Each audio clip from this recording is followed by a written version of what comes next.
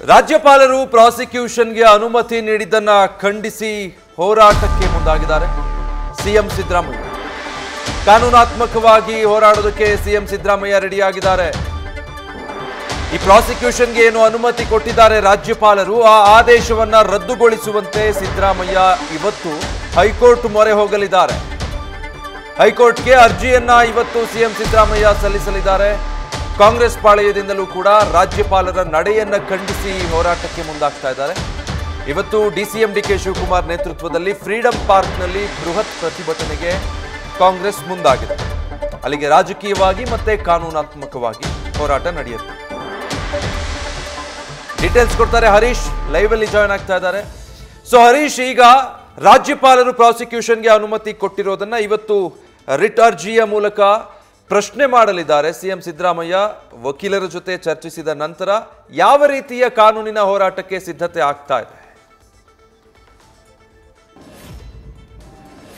ವಿಜಯ್, ಬಹಳ ಮುಖ್ಯವಾಗಿ ಇರುವಂತದ್ದು ಮೂಡ ಪ್ರಕರಣಕ್ಕೆ ಸಂಬಂಧಪಟ್ಟಂಗೆ ಈಗಾಗಲೇ ಕೂಡ ಸಿಎಂ ಸಿದ್ದರಾಮಯ್ಯ ಅವರ ವಿರುದ್ಧವಾಗಿ ಕೂಡ ರಾಜ್ಯಪಾಲರು ಪ್ರಾಸಿಕ್ಯೂಷನ್ಗೆ ಅನುಮತಿ ಕೊಟ್ಟಿದ್ದಾರೆ. ಇದನ್ನ ಖಂಡಿಸಿ ಇವತ್ತು ಕೂಡ ಸಿಎಂ ಸಿದ್ದರಾಮಯ್ಯ ಅವರು ಹೈಕೋರ್ಟ್ ಮೊರೆ ಹೋಗೋಕೆ ಈಗಾಗಲೇ ಸಿದ್ಧತೆಗಳು ನಡೆದಿದೆ. ಮಗದೊಂದು ಕಡೆ ಕೆಪಿಸಿಸಿಯಿಂದಲೂ ಕೂಡ ರಾಜ್ಯಾದ್ಯಂತ ಪ್ರತಿಭಟನೆ ಕೂಡ ನಿರ್ಧಾರ ಆಗಿರುವಂತದ್ದು.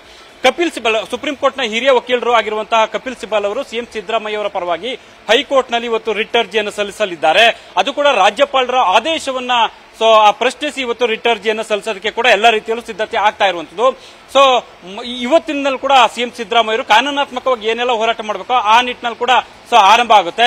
ಈಗಾಗಲೇ ಎಐಸಿಸಿ ನಾಯಕರು ಕೂಡ ಸಿಎಂ ಸಿದ್ದರಾಮಯ್ಯ ಅವರಿಗೆ ಸಂಪೂರ್ಣ ಅಭಯವನ್ನು ನೀಡಿದ್ದಾರೆ. ನೀವು ಕಾನೂನಾತ್ಮಕ ಹೋರಾಟವನ್ನು ಮುಂದುವರಿಸಿ, ನಾವು ನಿಮ್ಮ ಜೊತೆಗೆ ಇದ್ದೀವಿ ಅನ್ನುವಂತ ಭರವಸೆಯನ್ನು ನೀಡಿದ್ದಾರೆ. ಹಾಗಾಗಿ ಸಿದ್ದರಾಮಯ್ಯ ಅವರು ಕಾನೂನು ಹೋರಾಟಕ್ಕೆ ಕೂಡ ಸಜ್ಜಾಗಿದ್ದಾರೆ. ಮತ್ತೊಂದೆಡೆ ಕೆಪಿಸಿಸಿ ವತಿಯಿಂದ ರಾಜ್ಯಾದ್ಯಂತ ಎಲ್ಲಾ ಜಿಲ್ಲಾ ಕೇಂದ್ರಗಳಲ್ಲೂ ಕೂಡ ಇವತ್ತು ಪ್ರತಿಭಟನೆ ಜೊತೆಗೆ ಪಾದಯಾತ್ರೆಯನ್ನು ಕೂಡ ಹಮ್ಮಿಕೊಳ್ಳಲಾಗಿದೆ. ಎಲ್ಲಾ ಜಿಲ್ಲಾ ಕೇಂದ್ರಗಳು ಅಂದ್ರೆ ಯಾರ್ಯಾರು ಶಾಸಕರು ಇರ್ತಾರೆ, ಉಸ್ತುವಾರಿ ಸಚಿವರು ಯಾರು ಇರ್ತಾರೆ, ಮತ್ತೆ ಪದಾಧಿಕಾರಿಗಳು, ಮುಂಚೂಣಿ ಘಟಕಗಳ ಅಧ್ಯಕ್ಷರು, ಎಲ್ಲಾ ನಾಯಕರು ಕೂಡ ಇವತ್ತಿನ ಒಂದು ಪ್ರತಿಭಟನೆಯಲ್ಲಿ ಭಾಗವಹಿಸುವಂತೆ ಸೂಚನೆ ನೀಡಲಾಗಿದೆ. ಬೆಂಗಳೂರಿನಲ್ಲಿ ಡಿಸಿಎಂ ಡಿಕೆ ಶಿವಕುಮಾರ್ ಅವರ ನೇತೃತ್ವದಲ್ಲಿ ಫ್ರೀಡಂ ಪಾರ್ಕ್ ಅಲ್ಲಿ ಬೆಳಗ್ಗೆ 11:30 ಸುಮಾರಿಗೆ ಕೂಡ ಪ್ರತಿಭಟನೆ ನಡೆಯಲಿದೆ.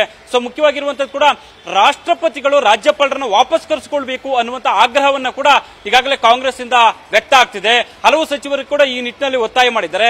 ಹಾಗಾಗಿ ಇವತ್ತೇನು ಪ್ರತಿಭಟನೆ ಮಾಡ್ತಾರೆ, ಇದು ಪ್ರತಿಭಟನಾ ಪತ್ರವನ್ನ ಜಿಲ್ಲಾಧಿಕಾರಿಗಳಿಗೆ ಕಳಿಸ್ತಾರೆ, ಅದನ್ನ ರಾಷ್ಟ್ರಪತಿಗಳಿಗೆ ಕಳಿಸುವಂತ ಒಂದು ಪ್ರಯತ್ನ ಕೂಡ ಕಾಂಗ್ರೆಸ್ ನಿಂದ ಆಗತ್ತೆ. ಹಾಗಾಗಿ ಕಾಂಗ್ರೆಸ್ ಮತ್ತೆ ಸಿಎಂ ಸಿದ್ದರಾಮಯ್ಯ ಅವರು ಕೂಡ ಇವತ್ತಿನಿಂದ ಕೂಡ ನಿರಂತರವಾಗಿ ಹೋರಾಟವನ್ನು ನಡೆಸ್ತಾರೆ. ಮತ್ತೆ ಬಿಜೆಪಿಯ ಷಡ್ಯಂತ್ರದಿಂದ ರಾಜ್ಯಪಾಲರನ್ನ ಬಳಸಿಕೊಂಡು ಸರ್ಕಾರವನ್ನು ಅಸ್ಥಿರಗೊಳಿಸುವಂತ ಒಂದು ಪ್ರಯತ್ನ ನಡೀತಿದೆ ಅನ್ನುವಂತಹ ಆಕ್ರೋಶ ಸಹಜವಾಗಿ ಕಾಂಗ್ರೆಸ್ನಲ್ಲಿ ವ್ಯಕ್ತ ಆಗ್ತಿದೆ. ಈ ಹಿನ್ನೆಲೆಯಲ್ಲಿ ಸಿಎಂ ಬೆನ್ನಿಗೆ ಕೂಡ ಹೈಕಮಾಂಡ್ ಜೊತೆಗೆ ಸಚಿವರು ಮತ್ತೆ ಶಾಸಕರು ಎಲ್ಲರೂ ಕೂಡ ನಿಂತಿರುವಂತದ್ದು. ಮುಖ್ಯವಾಗಿ ಶಾಸಕಾಂಗ ಸಭೆಯನ್ನು ಕೂಡ 23ನೇ ತಾರೀಕು ಕರೆದಿದ್ದಾರೆ. ಅಲ್ಲೂ ಕೂಡ ಈ ಒಂದು ವಿಚಾರಕ್ಕೆ ಸಂಬಂಧಪಟ್ಟಂಗೆ ಮುಂದಿನ ನಿರ್ಧಾರಗಳ ಬಗ್ಗೆ ಕೂಡ ಸುದೀರ್ಘವಾಗಿ ಚರ್ಚೆ ನಡೆಯುವಂತದ್ದು. ವಿಜಯ್, ನ್ಯೂಸ್ ಫಸ್ಟ್ ನಿರ್ಭೀತಿಯಿಂದ ನಿಮ್ಮ ಪರವಾಗಿ.